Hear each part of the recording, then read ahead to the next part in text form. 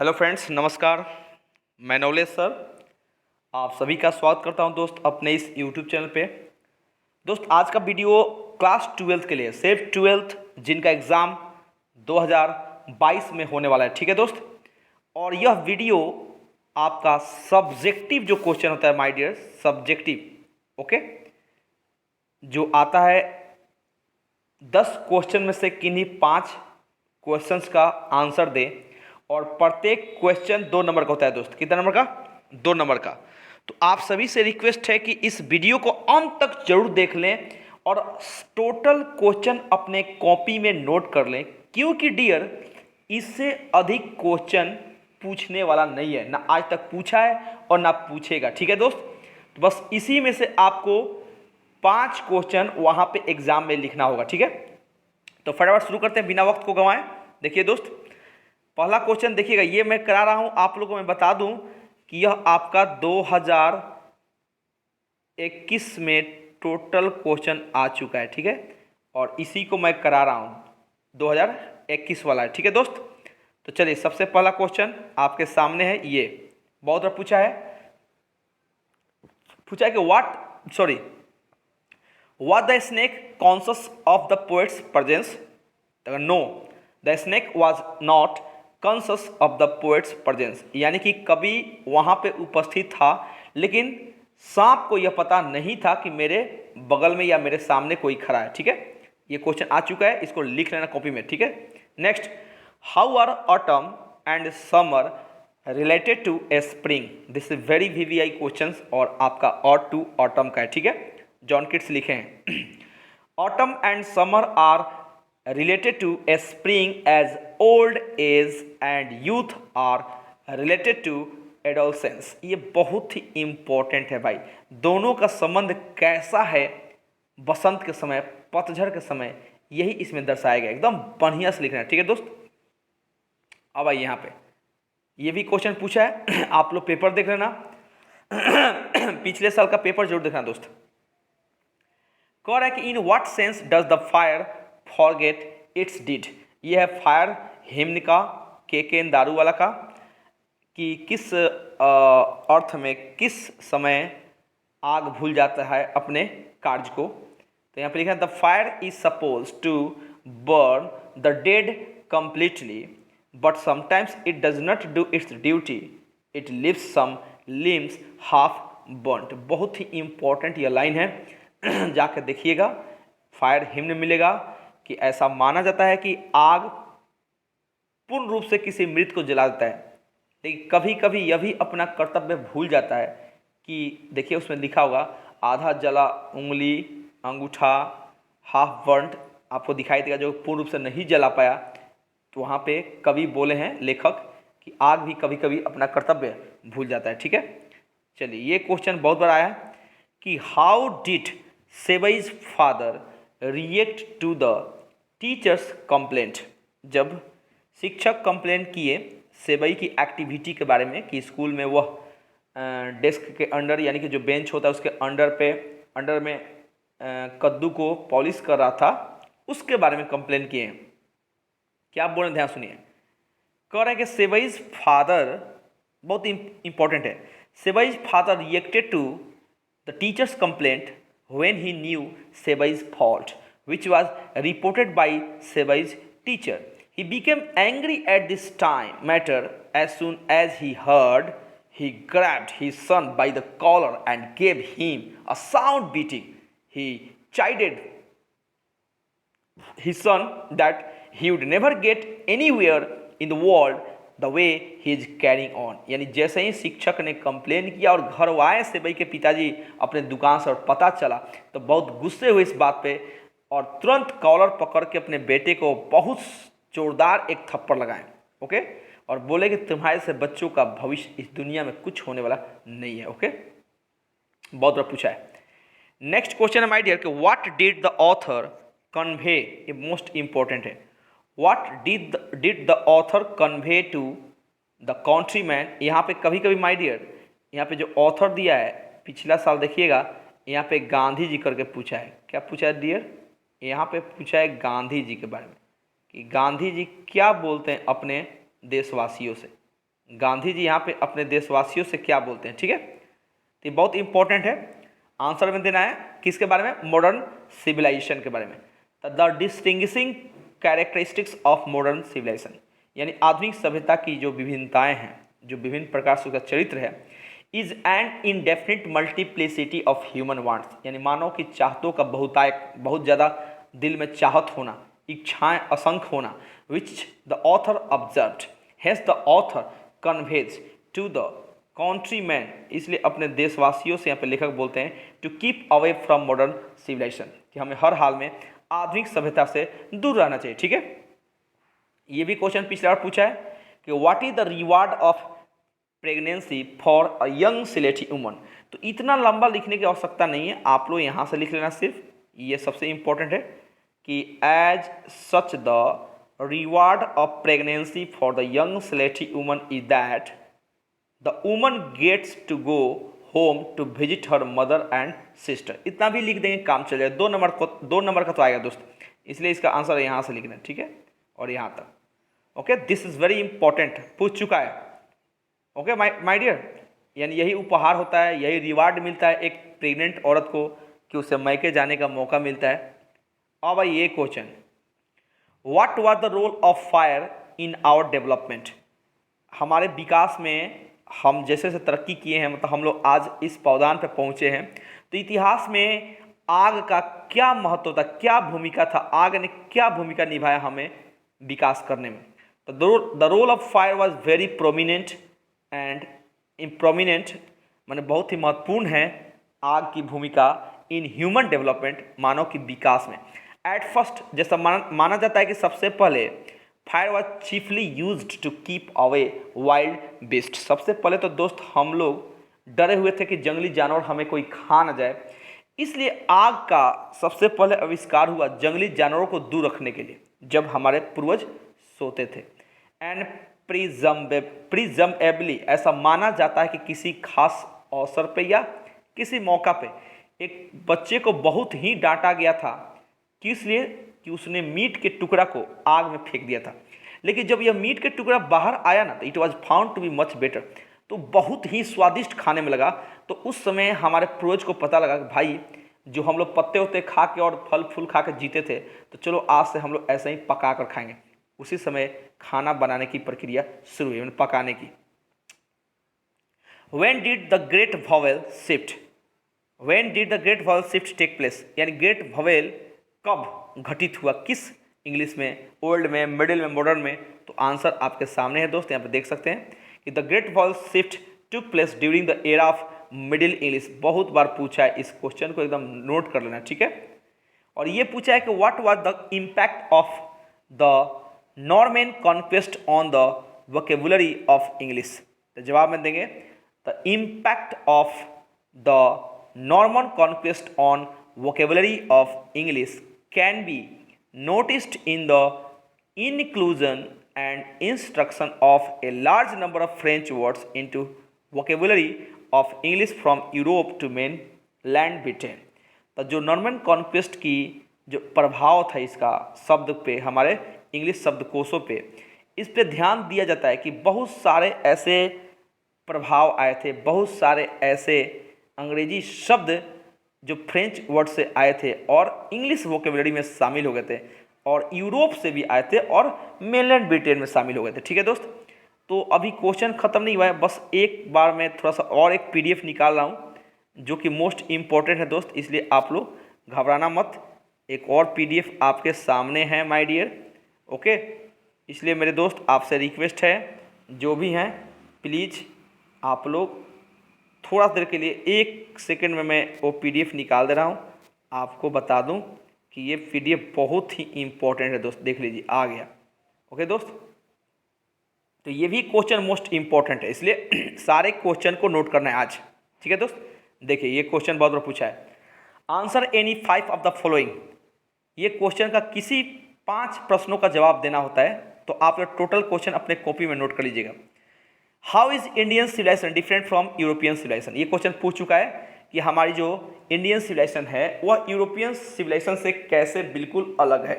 तो दोस्त आप देख सकते हैं, आपके सामने आंसर है, यहाँ पे आप आंसर है कि Indian civilisation is different from European civilisation in the way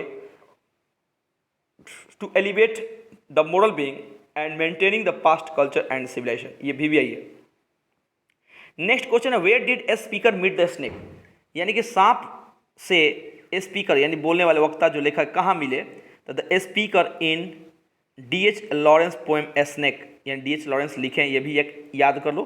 met a snake near his water trough, अपने पानी के टंकी के पास मिले on a very hot day, बहुत गर्मी का दिन था, ठीक है।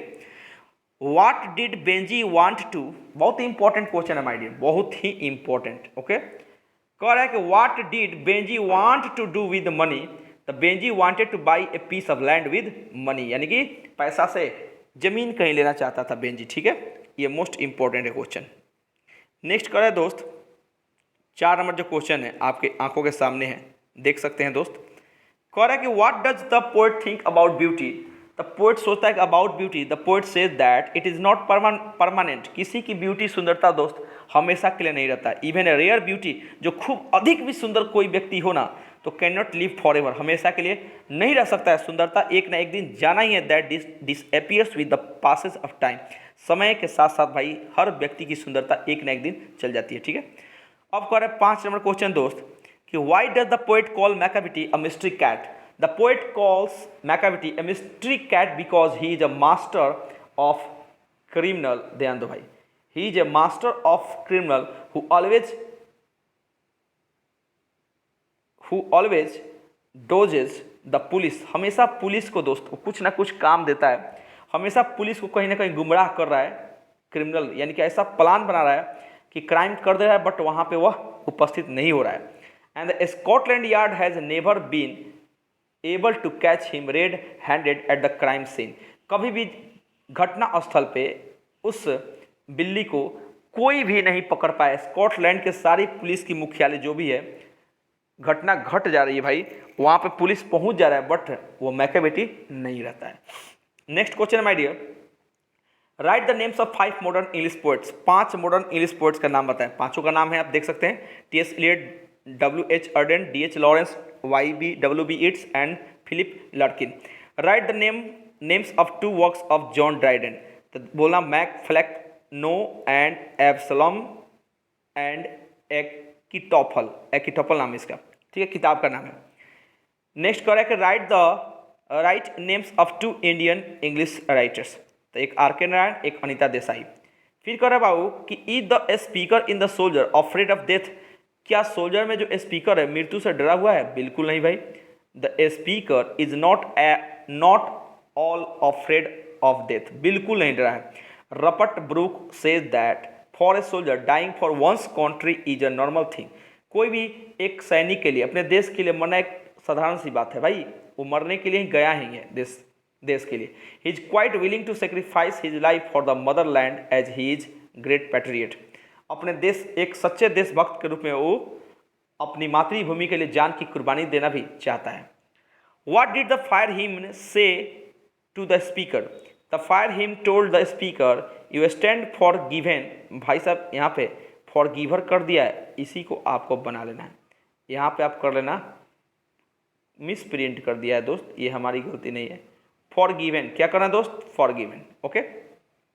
As he had violated the Parsi code, यानी आपको फिर भी क्षमा किया जा रहा है, जबकि आप पारसी के नियमों का उल्लंघन किए हैं, फिर भी आपको माफ किया जा रहा है, ओके। अब कह name 2 British poets, William Shakespeare and William Wordsworth. What is the poets impression of the lady in an epitaph, तो कहना कि जो इम्प्रेशन है पोएट का किस में? एपिटाफ में। To the poet she was the most beautiful lady in the whole of the west country, पश्चिमी देशों में इससे सुंदर कोई लेडी ना हुई थी ना है, ये ऐसा कभी कह रहे हैं इस चैप्टर में, ठीक है। फिर कह रहा है, ये बहुत बार पूछा है कि how did the ancestors enjoy true home rule, तो ये जवाब देना है माय डियर आपको, ठीक है। जवाब में क्या देना है कि the common people lived independently and followed there agriculture occupation so they enjoyed true home rule, okay दोस्त, बहुत इंपॉर्टेंट है, मोस्ट इंपॉर्टेंट। वाइज लोमो, लोमो है दोस्त, ये लोनो कर दिया, लोमो, यहाँ पे एम है, एम LOMO भी, ठीक है, आप लिख लेना। Why's Lomov unable to speak about marriage, okay, यहाँ पे लोमो है, ये एन जो है एम में बदल लेना, ठीक है। My esteemed Natalia Stepanovna, the fact is that I have made up my mind to ask you to listen to me naturally you will be surprised and even angry। यानी वो हमेशा mood बना रहा है कि मैं जाकर बोलूंगा आप नतालिया, मैं तुमसे बहुत प्यार करता हूँ चाहता हूँ, लेकिन वो हमेशा सोचता है कि अगर मैं बोलूँ कहीं उसको बातों का बुरा लग जाए, कहीं बात न माने, इसलिए वो नहीं बोल रहा है, ठीक है। In what context did Zakir Hussain से भारत इज माई होम, किस अर्थ में डॉक्टर जाकिर हुसैन बोल रहे हैं भारत मेरा घर है। आई प्ले माई इट्स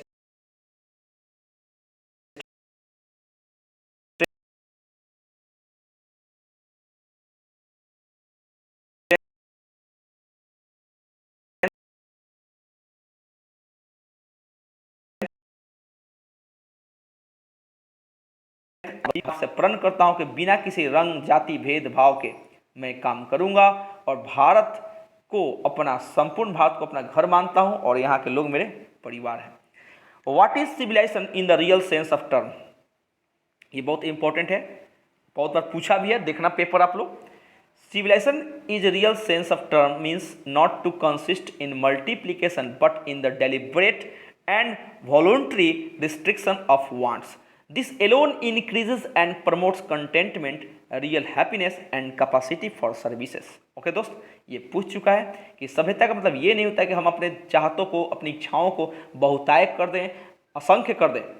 समझदारी पूर्वक अपने चाहतों पर पाबंदी काबू में रखें, क्योंकि यह अकेला बढ़ाता है। क्या बढ़ाता है? अगर आप चाहतों पे काबू रखते हैं तो हमें संतुष्टि मिलती है और असली खुशी मिलता है और सेवा का क्षमता मिलता है। Why is Zakir Hussain overwhelmed?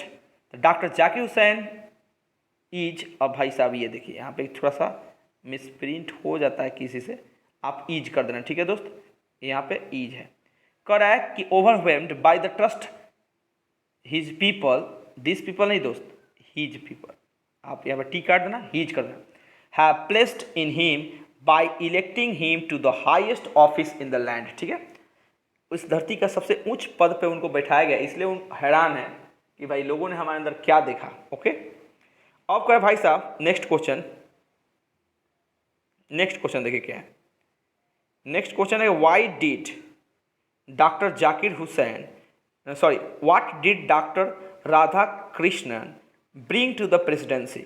तो डॉक्टर राधा कृष्णन यहाँ पे ध्यान देंगे। ओके दोस्त,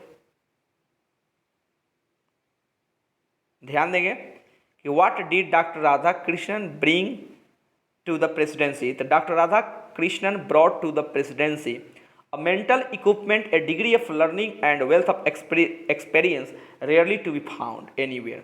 जब वो राष्ट्रपति भवन में आए थे तो उनके पास जो मानसिक सामग्री थी, यानी जो पढ़ाई लिखाई का जो डिग्री था वो बहुत हाई लेवल का था, और जो उनके पास एक्सपीरियंस था धन का, वो था क्या था, एक्सपीरियंस था, और डिग्री बहुत ज़्यादा, बहुत पढ़े लिखे, शायद ही कहीं ऐसा डिग्री वाला बंदा मिलेगा। नीचे कर in what dress did the author go to the minister along with Renuka. Renuka के साथ भाई लेखक किस ड्रेस में जा रहा है? तो लेखक यहाँ पे देखिए लिखा है the author was going by putting on Jodhpur coat on his body and an orange turban over his head. भाई जर्बन, वो तो टर्बन कलर के एक पगड़ी पहने और जोधपुरिया कोट पहन के जा रहे हैं। what does Martin Luther say about the life of Negroes? Martin Luther says about the life of Negroes is badly crippled by the manacles of segregation and chains of discrimination।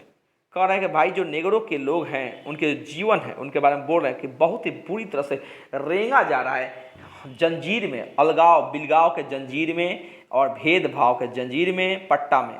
Delhi वे लोग रहते हैं ऐसे टापू पे जो कि अकेला है, और गरीबी के टापू और भास्ट ओशन, बीच बड़ा सा महासागर के बीच में, और मटेरियल प्रोस्पेरिटी जहाँ पे सिर्फ भौतिक संपन्नता है और कुछ नहीं। What are the elements of drama, बहुत बार पूछा है। Plot, character, dialogue, gesture and scenic effects, music, soliloquy are the elements of drama, बहुत बार पूछा है, लिख लेना। What are the dramatic structures of tragedy, ये भी पूछा है। The dramatic structures of tragedy are mainly known as exposition यानी initial incident, complication rising action, crisis माने turning points, denouement means falling action and catastrophe means disasters rain. वाह कितना important question है। Okay, name 2 works of Shakespeare, Hamlet, Macbeth, Othello, King Lear, लिख लेना सब। Why did the poet want to wait in the poem snake? The poet decided to wait because the snake was just in front of him. Okay, what happiness in autumn according to kids in Ode to Autumn? All fruit get ripeness in autumn, and also all the birds states to sing to see this season. यानी कि सारे पतझड़ में सारे जो fruit होते हैं पकने लगते हैं और सारी बर्ड्स गीत गाने की अवस्था में आ जाती है। ठीक है, व्हाट इज एन एपिटाफ? तो an epitaph is an inscription on a tomb, यह एक मकाबरा पे जो लिखा रहता है पत्थर पे, शिलालेख, उसी को बोलते हैं epitaph. Why and how did the snake come out of the hole? He came to drink, पानी पीने आया था, फ्रॉम द फिशर, उस बिल से, in the earth wall in the gloom. Why is Macavity called a criminal? ये भी important word है। Macavity is called a criminal because it defies the law and indulges in activities of criminal nature, यानी कि यह पूरे नियम की धज्जियां उड़ा दिया था स्कॉटलैंड की पुलिसों की, इसलिए इसको लोग बोलता था।